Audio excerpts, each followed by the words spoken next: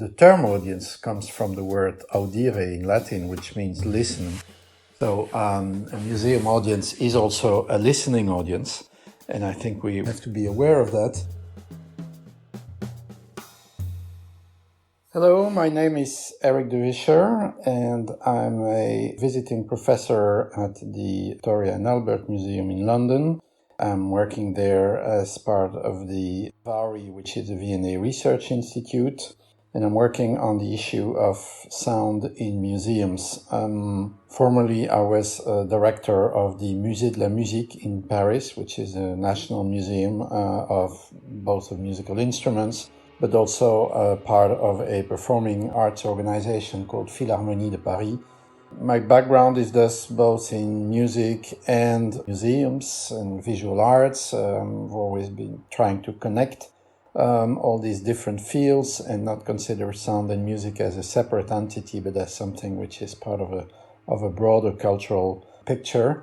And that's why museums are interesting, because now museums which have evolved greatly from being pure repository of artifacts to living platforms and places of dialogue, places where people could, of course, reconnect with their heritage, but also enjoy and live new experiences.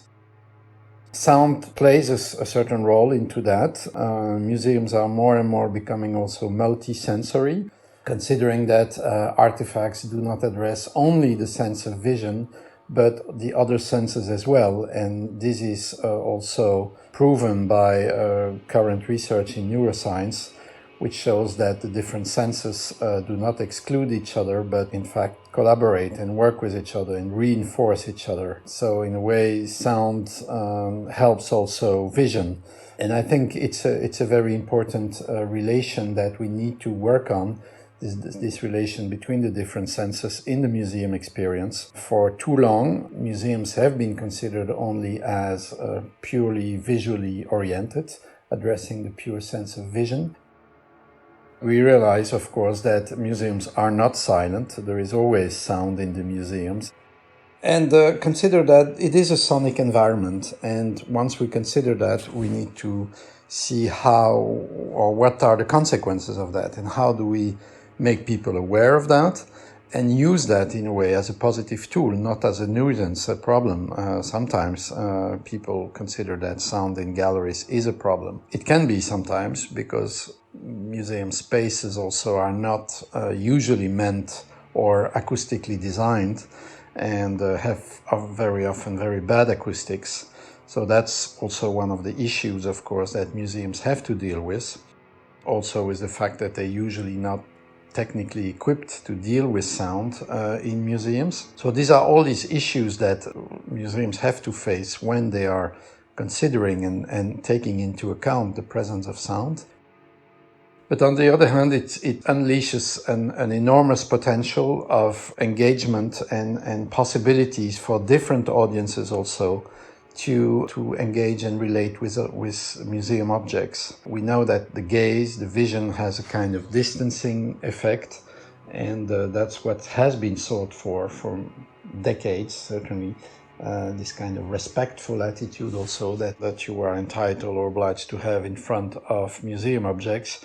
Of course, with working with other senses, touch for instance, but also sound, changes this distance that you have with the object.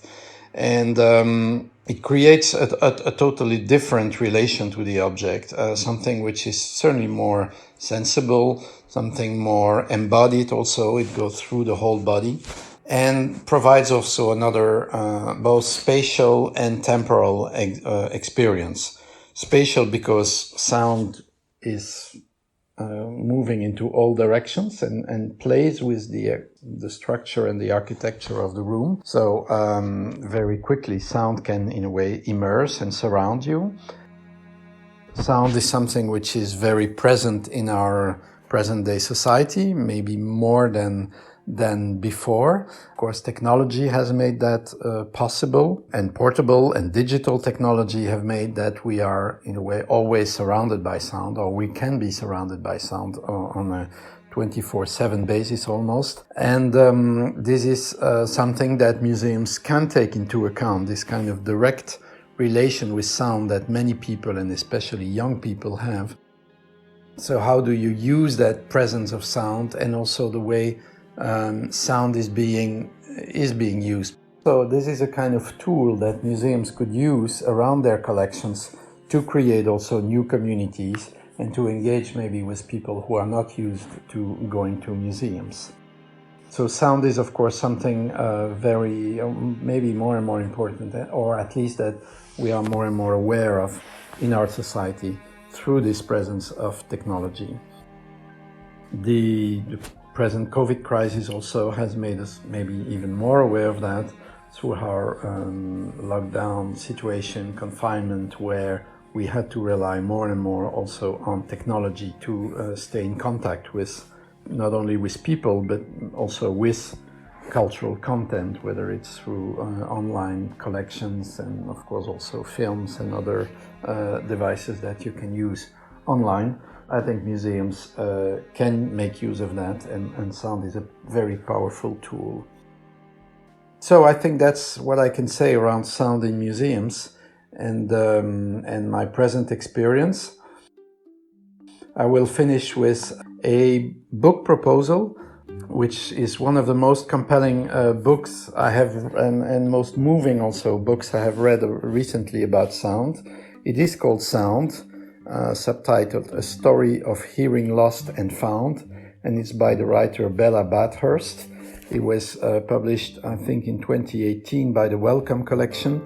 Very interesting story of a woman who's a writer and who at the age of 28 lost her hearing. And in fact, some 12 years later, they found out that there was a way that she could recuperate and find back her hearing through an operation that she tells about at the end of the book. So from there, that idea of hearing lost and found. And it's one of the most compelling, of course, witness of someone who has lost his hearing capacity, but of course has been obsessed through these 12 years in which she lost her hearing with how people hear and don't hear, cannot hear, cope with that, are of course very sensible to their acoustic environment, whether they hear it or not. Very interesting book. I highly recommend it. It's called Sound by Bella Bathurst.